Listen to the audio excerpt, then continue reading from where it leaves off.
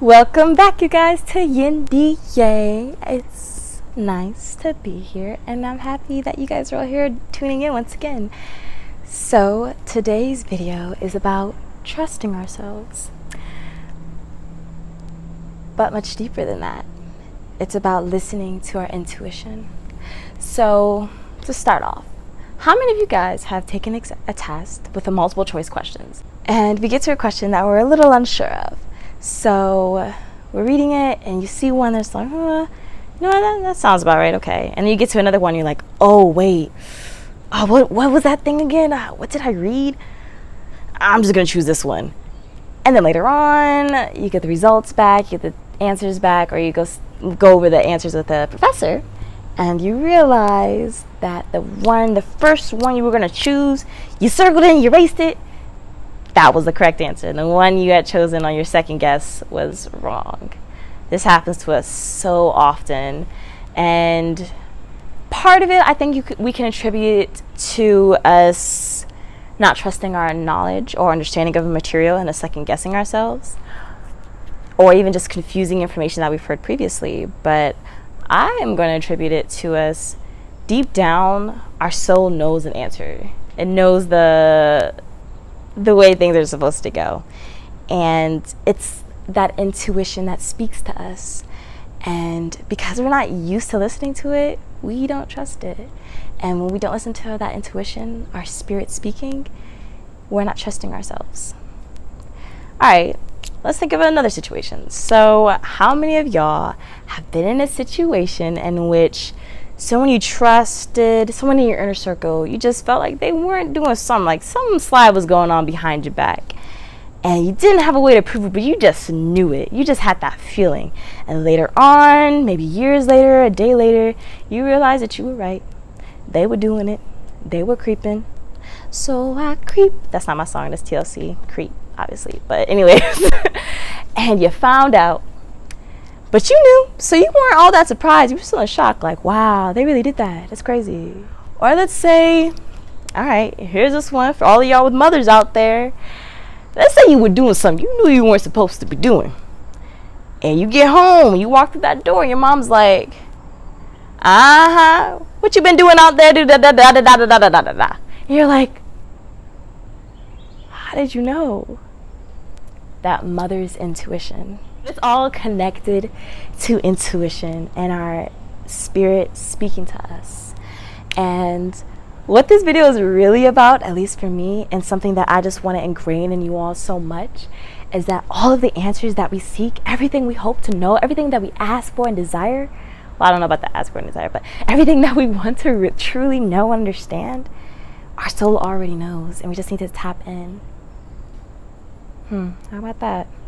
If we just trusted ourselves, we trusted that deep inner voice, imagine what we would be capable of. But it's our logical mind that keeps us from listening to our intuition. Like, for example, I guess we go back to the test question. You don't remember hearing it at some point, but you get a question and you're like, okay, what's 4 plus 2? And you're sitting there, you're looking at the choices, and you're like, 4 plus 2, 6.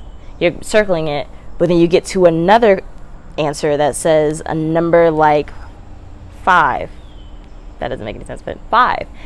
And you're sitting there like, but I remember them talking about 5. They said 5 so much in class, and I remember 5. Why do I remember? I'm just gonna circle 5. And then you were wrong. 2 plus 4 is 6. Yeah. We don't listen to our intuition, and it's an unfamiliar voice because obviously we're logical beings, but we're also spiritual beings, and we forget about that so much because we live in this physical world, and so much of our attention is drawn to our physical bodies, but we also are spiritual beings, and we have to listen to our spirit speaking to us in order to make the proper decisions. A lot of people also attribute it to be the Holy Spirit speaking to us, guiding us on the path that we're meant to take.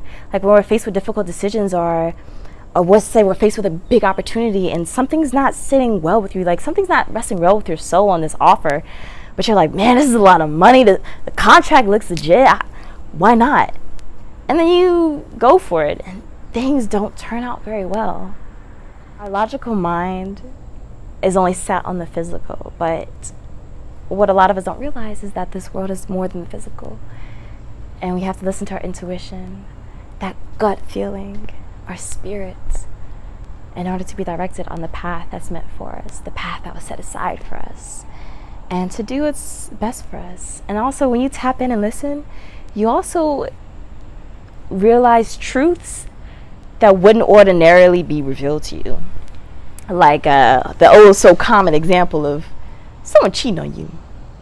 Your significant other has not been faithful, but in you, it's not that they've been acting different, which is also something that's typical. And a lot of times we confuse our visual observations with intuition. But the issue with visual observations is that they can also be misinterpreted. So listening to the spirit is a whole other thing. I was about to go on a tangent, but I'm gonna slow down. And you notice your significant other isn't necessarily acting different, but there is a difference. The energy is different between you two. And so you have that stimulation, and the first thing that comes to your head is da da da. Oh, that's weird. Why would I think that? They still do this, they still do that. I know they still love me. Why would I think that? That's not the case. They wouldn't do that to me. They love me. They wouldn't do that. I'm too good. I'm too good to be cheated on. So we're like, okay, that's not it. And then later on, it turns out that was the case. And once again, a lot of times we don't have enough or the proper faith within ourselves is because our logical mind gets in the way. Now, something that I was touching on earlier, but I had to slow down, is that discernment between listening to our intuition and making quick judgments or quick assumptions based off of visual observations. And I'm gonna get to something I say in most of my videos when we're faced with difficult decisions. You gotta meditate. You gotta stop. Quiet your surroundings. You can try and quiet your mind, but your mind's constantly going, and it's okay for it not to be quiet. But get in a sacred space, get in a quiet space, and just listen. And through meditation and being within yourself, that's where you learn what is your spirit speaking and what is that logical mind speaking. It's like the left and right side brain. You have the creative mind and the analytical mind. And that's, I'm gonna go ahead and say that is the spiritual aspect, the spiritual side of ourselves and the physical side of ourselves. What's really the mind going. And we have to have a balance between it, because obviously our physical selves are in this physical world. So we have to also have a logical mind to not make, to keep ourselves safe, to keep our physical self safe. But to keep our emotional and spiritual self safe, you have to listen to your intuition. And through meditation, your logical mind is quiet because your eyes are closed. You're in a safe space. You're in darkness. You're not looking at anything. It's generally quiet. There is nothing stimulating your logical mind. So your logical mind is the side of your mind that's quieted. But when that mind is quieted, you get to hear the other ones speak, and you realize what their voice sounds like. It becomes much easier to listen to. Our logical mind and our spiritual mind, they're both going 24/7. And it's just a matter of tuning one down and tuning the other one up. So, yeah. I hope that what you all heard today was something that resonated, and it was something that you needed to hear.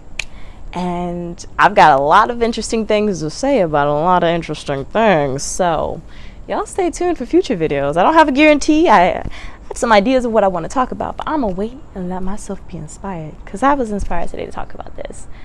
Now, I want to leave you guys with one last thing. Something that I've kind of said, but I'm gonna put specific words to it. All the answers you need are within, but I'll be here to help you until you tap in.